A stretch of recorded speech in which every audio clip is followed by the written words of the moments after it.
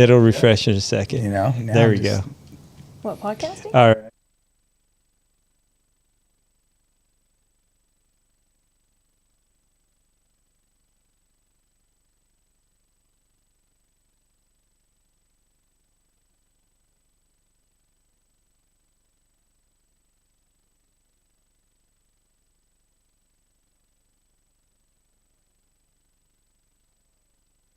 Oh my goodness. All right, I'm right here with the one and only Will and his amazing spouse, Amanda. But listen, there was this moment in my life where I really felt like God loved me a little more that day. I woke up in the morning, I did my devotions, and then Amen. after that, I looked at my phone and I get a notification, and I was like, "Oh man, is that Will?" And I look, and it's a notification with your name on it. And you know what? He followed me. So I screenshot it. I thanked the Lord. And I was like, I texted all my friends. I made it, bro. I made it. Will Speaks followed me on Instagram.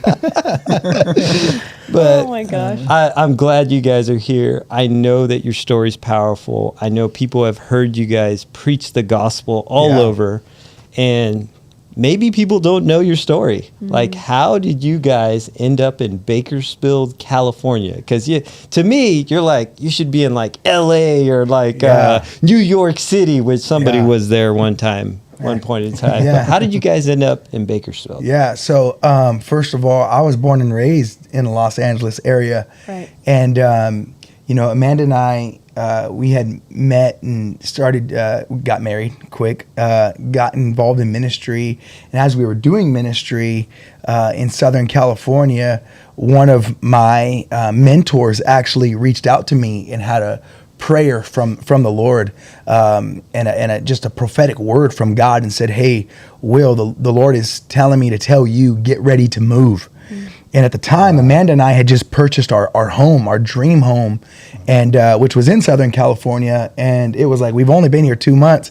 So I told Amanda, I said, "Hey, Albie reached out to me and he said he had this word and this dream from God that we're moving." Wow. And Amanda's like, "We just moved." And we just had our third son at the time. And there was no way we were getting ready to move. But I'll kind of let Amanda tell a little bit of her view of that story. Yeah. Because there was definitely conflict in that prophetic word and that vision from God for us to get ready to move. Jennifer would have been pissed. You know what? I was. It was probably one of our biggest fights came from that decision, because I really had grown up with my family doing ministry. We were actually working for my parents at that time. He was the youth pastor. I was the worship pastor. We were thriving. Like the youth group was thriving. I had 3 different worship teams and I was like, I'm not going anywhere. I got my people here, And I think what was so frustrating to me was like Will was getting all of these like prophetic supernatural encounters with the Lord. Like people were giving him words and they were on their face crying out to the Lord. And I'm like, oh, I don't hear anything. So I don't know if I'm not saved or what. Like, but God's not speaking to me. Now, currently, I've come to realize that like God speaks to us all differently. And so I think for me, mine's more gut instinctual is how God speaks to me. It's like I got a gut feeling. So basically, I kind of came to the end of myself. I didn't have like a holy moment where I saw an angel or like a dove appeared in my room. It was just this like gut feeling because we were in the car. I'll never forget in the Wendy's drive-thru. Yes. We that were frosty basically freeze. That'll give you a gut feeling right there. yeah. The gut feeling was A, I don't want to eat Wendy's, and B, if I don't, it's not like I just had this gut feeling. Like my parents had taught me my whole life to be like giant killers, like to take risks, to go against the grain. I mean, it's like this is our opportunity to do that. It's like if I'm going to say I'm a risk taker but never do it, like what am I doing, And so I basically looked at Will and I was like, it's not if we move to Bakersfield, but when. Yeah. And that was kind of my way of just surrendering and like saying, God, you really I just have to trust you. I have to trust my husband's leading.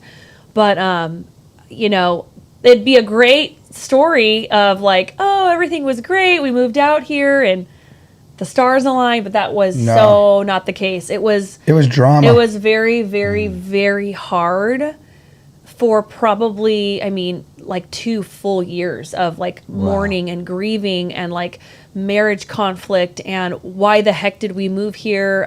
You know, it wasn't till I didn't really feel like we came out of that darkness till probably 2020, 2021. The best way I can explain getting to Bakersfield, for me, it felt like we were in the boxing ring, just getting hit every single day.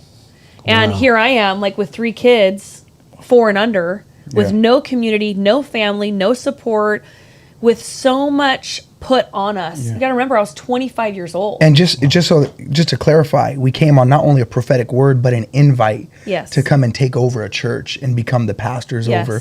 And we said no at first, and then there was a change of heart when Amanda came with me with that confirmation. If it's not when we moved to Bakersfield, it's not if we moved to Bakersfield, it's when. And then we decided, okay, let's go for it. So what ended up being like a 6-7 month plan ended up being like a 3-month deal. Right. So we ended up moving to Bakersfield. Everything changed for us. We didn't know anybody.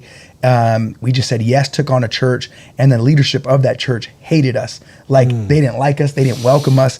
It was a hard situation. That'll make it a little bit harder. But in the end, we did say yes, and we came to Bakersfield. But I will say this, now that we've been here for 7+ years, I would say Bakersfield is the greatest city, and we've seen a great move of God, and we're just excited for what God is doing here. But it was a journey getting here. But I think people probably see us now, but like only the people that are very close to us really know what we've had to walk through, right? Because there was so much grief and sorrow, and there was so much, even for me, I got to a place in my own personal walk with the Lord where I was like, why, God? Like, why do you not hear me and listen to what I want? Like, you keep giving Will what he wants, but you're not listening to me. And so it's just recently, this is now 7 years in Bakersfield, where in the last probably 4 months, I really feel like the Lord has healed a lot of that ministry hurt in me. This is just my story. I think Will has his own journey of like healing that the Lord's had to like kind of reestablish in us.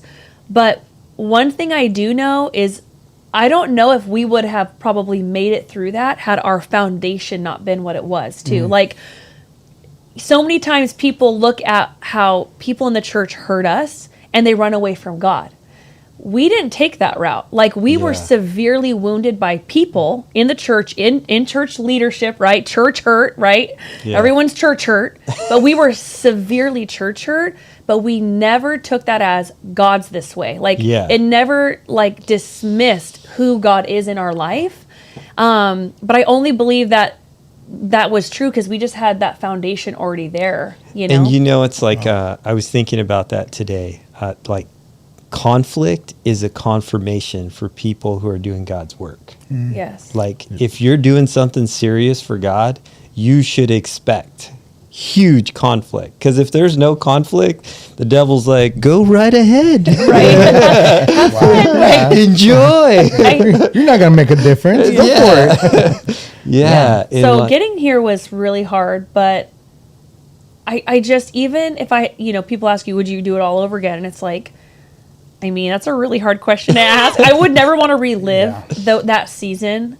But like it has so made us like who we are and the leaders that we are, the way we just learned a lot through that conflict. It refined us. I think God broke stuff off in us, and we wouldn't lead the way we do now if it weren't for that season. And we wouldn't, I love this city. So it's like, even if God just had to get us here, like through that point of contact, I'm grateful. Because this really is like the city that slept on in this state. I just don't think people truly understand the treasure that is Bakersfield, California. People think all these terrible things, and I'm like, you could not pay me to live in LA. Like, I love Bakersfield, you know. And there's so many things that are rooted here that affect the entire country. Yes. Like the prayer breakfast, the Trust God campaign, I mean, there's so much. I thought you were going to say ag and oil. Ag and oil, There's that too. Yeah. But I'm just saying, like, spiritually speaking, Sure. like, even the influencers, like, they're all over, right? Right. But if you say you're from Bakersfield, they're like, oh, bro, yeah. you're from Bakersfield? Right. How does God do it there? Like, it's so big there. And it's like, even pastors, when they see the connections of things happening, like KLA, right? Yeah. Like, if you went to another city and you said, oh, yeah, we have this crazy thing, it's called KLA, all these pastors and leaders come together. How did you do that? You know? Right. Right. Like, even in Vegas, my brother-in-law, Sean, he went to a thing. He was the only pastor in the room. Right. And he's like, isn't this like a church thingy? He's like, yeah, it used to be. Wow. It used to be. And I was like, but Bakersfield is unique because we have that connection and that unity. So I think because of the size that we are, because of the people that we are, and the connection that we have to the community, that's why you're able to do things like that. You know, you can't do that in LA and bring the mayor and bring all those people in there like Right. that. You know, it's only a place like this that's been able to happen something unique like that. Yeah. Yeah. So I have a question for you guys. So you say you grew up in the ministry. I sure did. How about you, Will? He sure did too. Yeah, he sure did, but in a different way. You know, Is it a crown or what is it? no, it's interesting. You know, His story's awesome. man, I love what God has done in my life and how He's transformed just who I am. He's even transformed my family.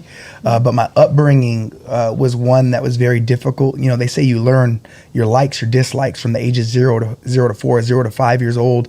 A lot of your personalities, you develop who you are in that age category, 0 to 4, 0 to 5.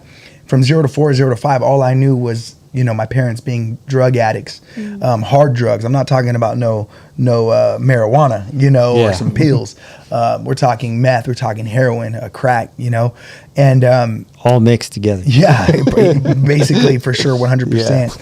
And my parents were in that kind of situation. My dad in and out of the system, in and out of jail, you know, just going through poverty and just a home of abuse and different things like that. And at a young age, that's what I was able to see. And not only that, I had a disease as a child. Doctor said I would never speak. I died at a young age from suffocation. I've had over 70 surgeries on my throat. My mom said a prayer to God one day while she was high. She said, God, if I could just hear my son's voice, I'll go to church. And it would be less than 48 hours later that I would tap my mom on the shoulder as a 5-year-old little boy, and I would whisper, Mom, Mom, for the very so first time. cool. And she freaked out. She takes me to my dad and says, Will is talking. And I said, Dad. That's why they call me Will Speaks. Come on now. Yes, come on. Speak. God said I will go. speak. Well, he My wasn't name's there at Will. Let's go. M24, so he No, didn't I know. was not. But anyways, with that, you know, a lot of what I developed and learned from 0 to 5 was drugs, gangs, the system, the mindset of poverty, the mindset of just, you know, you fight your way out of every situation. Yep. And you argumentative, and that's what I became.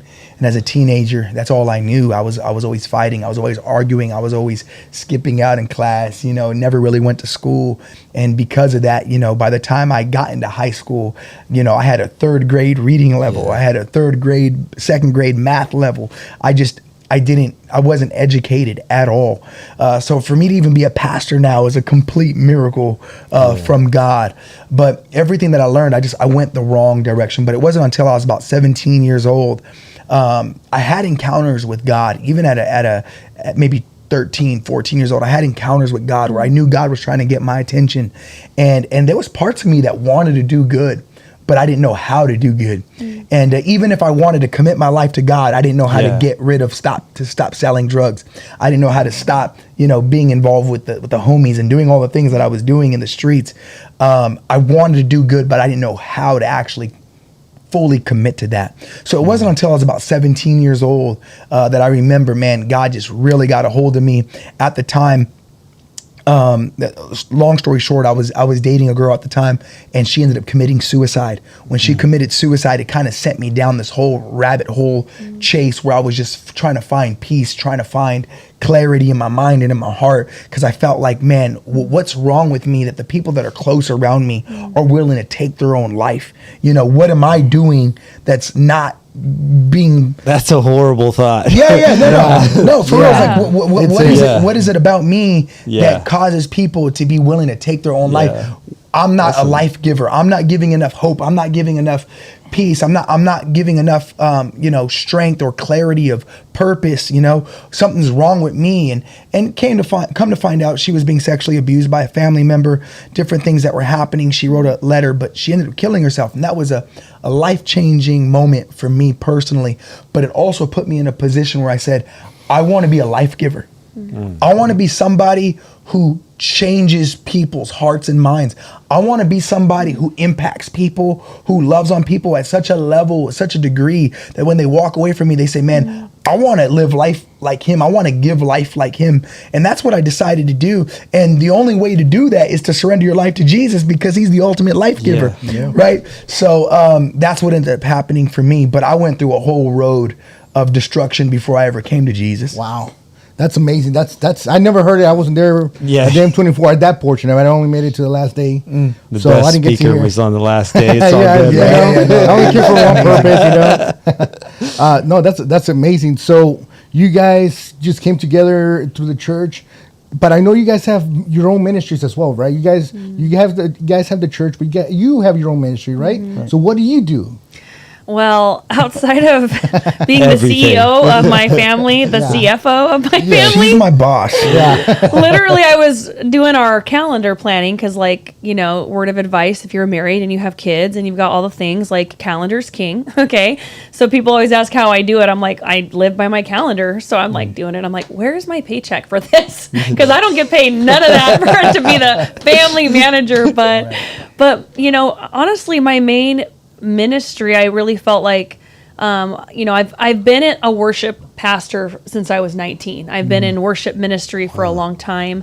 And so I feel like God is kind of refining and clarifying where I'm supposed to put my energy in this next season. I am the worship pastor at the Garden. I love leading worship. It's like something that just flows out of me. So I love trying to, if you haven't heard her, you got to hear her. She's amazing. Well, I love leading worship. I do run social media for a nonprofit here, the Current Leadership Alliance. So I do love social media. So I'm trying to figure out where God has me next. But I really felt like the Lord had shown me a few months ago, because I'm so driven and I have all these ideas and I'm like, where do you want me to go, Lord? And what do you want me to build? That I really needed to get in alignment with Will, as far as our vision together, and so I'm really just trying to figure out what that looks like, because anyone that knows my husband, he has a lot of vision. He's got a lot of dreams and goals. And so I'm really trying to figure out how can I best support our ministry and our vision together instead of trying to build my own, because we're both very, very independent. So we both are very driven, we're like bulldogs, we're just going to go. That's interesting. So it makes for a lot of great communication opportunities. But so my ministry is my family, number one. Wow. My therapist told me, you are the grounding force to your family, Amanda. So in this season, that's really where my energy is. But I'm also kind of open-handed with the Lord right now. God, whatever you want for me, these gifts and this passion to public speak and to teach, I want to be able to equip and edify. I just don't know what that quite looks like yet. Right. But in the meantime, I'm also just trying to really be as supportive as I can to Will and the things that God has on his heart too. Which is a lot, because it's a new nonprofit every week. So do you have this gut feeling about God leading you to minister to women? Because I have seen you light up that women's ministry blew up in 4 months easily. And I was like, oh, she got something. I really, really love ministering and preaching and teaching. Yeah. But I do feel like there's something when it comes to women, moms, but also young women. I feel like even the 21-year-olds, the 23-year-olds, like, Yeah. you know, because I'm so in motherhood, I kind of feel like it's more iron sharpening iron when I talk to moms. Like, I feel like my mom would be better at ministering to like me because she's been there, done that. She's got so much wisdom.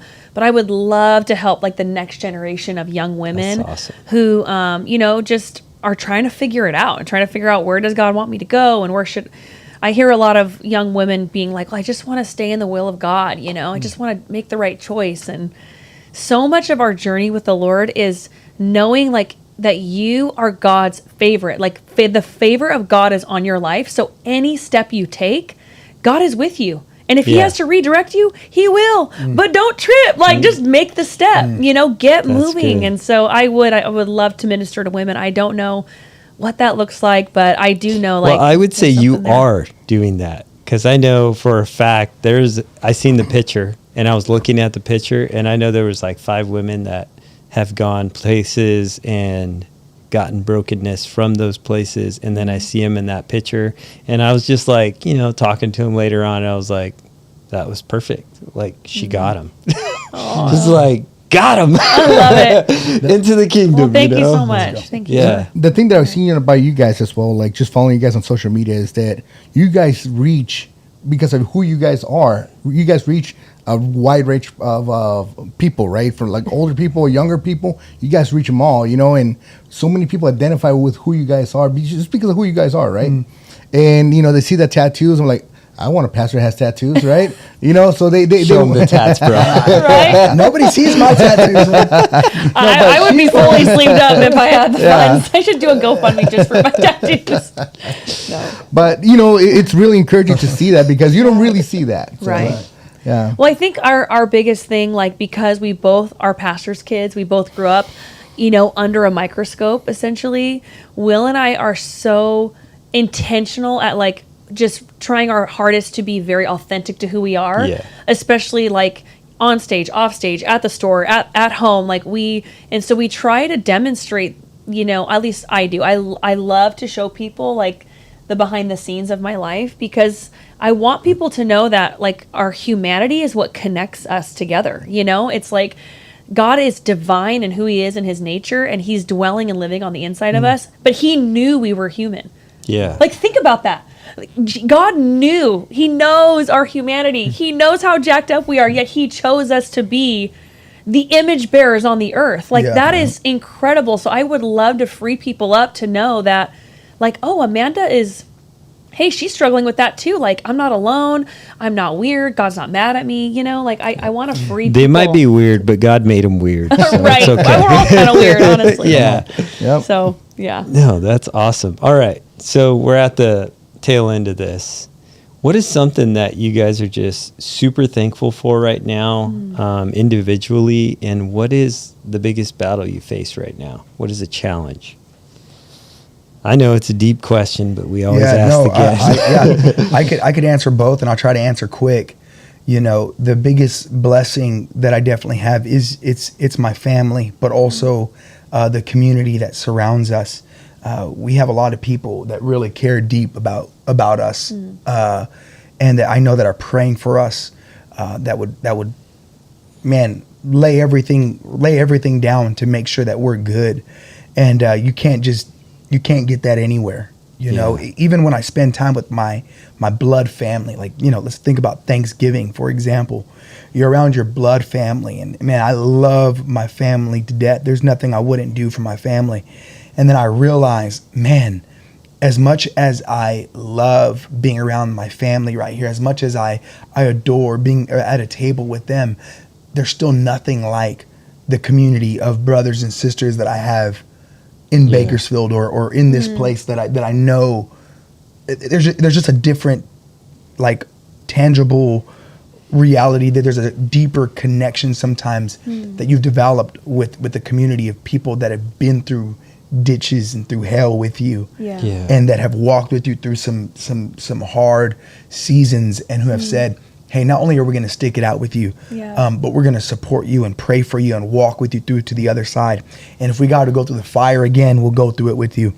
And I don't think I thank people enough around me, you know, and maybe show that gratitude enough. And I need to maybe put a reminder in my Yeah, phone, because in my calendar. since we're talking about that, I did follow you on social media, and then you didn't send me a thank you, bro. I'm just kidding. Well, and then that would be the next thing, right? That's so funny. that's my blessing, and then the biggest struggle, I would say, is that I feel like I constantly let people down, and because the expectation on my forgive you. life, the expectation on my life, and what I do, like I live in a glass house, so I have to be very careful with what I say, with what I post, with where I go, with what I do, with how I process, how I respond.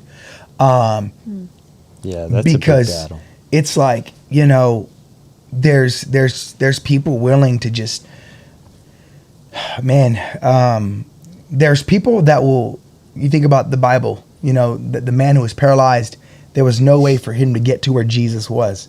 It had to take a group of people who were willing to lift him up, climb up a house on top of the roof, create a hole, and then lower him in. There was a huge process, right? They realized they couldn't get him in through the front door. They tried that. Yeah. They couldn't go through the back door. Yeah. They tried that. They couldn't go through the windows. They tried that. They had to actually climb and then create a hole and then lower him in. So there's people that are willing to lift and carry you, but then there's also people that are waiting to hit and bury you. There's those that want to encourage you, and then there's those that want to destroy you. So it's hard. That's what I struggle with the most. That's a big battle. Is that even with social media, I mean, if you follow me, you realize, like, man, I've had glimpses of posting, and then I'll stop and I won't post for months. And people are like, what the heck? And I'll go on my story and I'll say stuff once in a while, but I realize, like, there's pieces of me that want to speak and want to say things, and then there's pieces of me that don't want the responsibility that come with what I have to say. You know That's what I'm good. saying? Yeah, that's a because big it's battle. it's like if I say this or if I post this, I have to be ready to take the battle. Because, man, I could say, man, my son, he's learning right now. He's starting to say words and he's starting to do this. Like, oh man, this is awesome watching my son grow. And I'm just saying that innocently. And then I'll have like 50 people write me and say, man, it's such a shame that your son doesn't talk yet. Right. What kind of parent are you that, da da da da da. Oh man, your kid looks dirty, or you know what I'm saying? Like, they'll start bashing me, and it's like, dude, like, why do you do that? And they'll be making fake accounts, like writing me, saying these things. It's not even people that, and then surprisingly, sometimes you have people that you do know that come at you sideways. And it's like, whoa, I thought we were good. Like, why? I thought we were friends. Yeah, like why are you saying these things? So I think that's one of the biggest struggles. Social good. media is it could be godly, but it could people be probably demonic. don't know that is a battle, but that's awesome. Yeah, and that's why I'm like, yo, if I post, it's a worthy battle. Yeah, look at, I post another reel right now. What am I posting this for? Is it so I could gain more followers, or so that I could impact people? So every time that I'm posting now, I'm not posting to hit the algorithm. Yeah. I'm gonna post to hopefully give clarity, and then there's some things that I post that are controversial. Yes. So it's one of those things. But I rarely do that. But when I do post, I'm very intentional about what I post, about what I say, about why I'm saying it, because there's people watching. Yeah. And there's people watching that are just people watchers. Yep. So they're watching for a response. They're watching for a reason, So I just got to be cautious and careful. There's people that are watching. They're not watching for the people that you're saving. They're watching for the people that don't get saved. Then they'll attack you for that. Yeah. They don't see 1,000 people getting saved. They'll see the one that didn't. Oh, so I posted yesterday, right? I did an outreach on Union Avenue. We're reaching out to the poor, to the broken, and I always try to be cautious on how I post, making sure I'm not like highlighting someone's face for more than, a second. I'm just like scanning through whatever. Yeah. But I love to post about outreach because that's my lane. And I believe that when I'm posting about that, not only am I letting people know, like, hey, what I do is more than just preaching on a stage. Right. Yeah. We're out here making a difference. This is really what God's called me to do. it's also an opportunity to invite people and say, hey, listen, Yes. Come this is be what a we're part. doing. This Yeah. is Yeah. weekly. Come be a part of what's happening here. Let's make an impact together. Right. Then it's an invite for opportunity for people to partner financially. It's able to people to partner with giving food and other clothing resources for us to continue making a difference, make an impact. But for example, I posted last night. I posted that I went to the Oasis trailer park this morning, and guess what? People start writing me. Wow, you have to post about when you do an outreach. You my have to post goodness. about when you're feeding Just somebody. message 'em back, bro. Are you Yo are you mama. are you looking like what are you looking for? Are you looking for clout? You looking for this? Yeah. You know, like can't you just Yeah. you can't let your left hand know what your right hand is doing when you're and then they giving. bust out the you know, they scriptures. start Here we go. busting out these scriptures and stuff. Right. So I'm constantly going through this wave of just like emotion of just feeling like, dang, I'm damned if I do, I'm damned if I don't. Right. I can't do anything right. You know, people are always coming against me. So that's my biggest struggle right now. It's like, That's man, good. I wish that I could just go and say, hey, look, I'm doing this for Jesus, but I want to post about it to encourage other people to do it also. When I post, I'm preaching about Jesus, but I post like, man, I could say God is so good and faithful, and someone saying, man, that's a shame that you're not telling people about hell. Right. You know, it's We'll a take shame anything. that you're on stage and you're preaching this man. message. That's out of context. And I'm like, dude, like I can't do love anything it. right. You know what? When I ask those people, I say, "Who sent you?" It's the devil, bro. It's real. crazy. All right, Amanda. I'm most thankful for. What are you thankful for, What are you babe? thankful Wow. for? I think I'm most thankful for just greater clarity in my life. I feel like God is intentionally shutting doors in our life, shutting seasons Wow. in our life, and I'm just excited to have like hope and excitement again. You know, it's been a long time. I'm like so excited for 2025. I'm so excited for like Almost here. new season. I wanna get out of I want to 2024 be now. able to like really just really reflect obviously on 2024 and see the goodness of God in our life and his faithfulness. But I'm thankful for like clarity and fresh vision.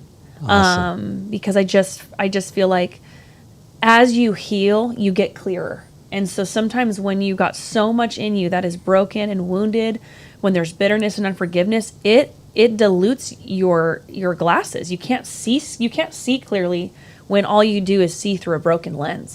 And so I really have taken on these last 4 months to really dig in and heal. And I feel like I have so much more clarity. So I'm thankful for that. What I'm struggling with the most, well, I think I struggle the most with fear. Fear happens to us, right?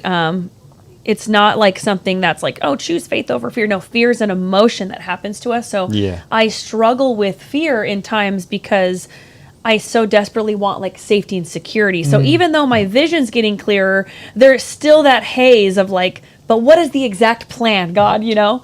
And so I struggle right now with that fear of, okay, but I want to make sure like I'm safe and secure.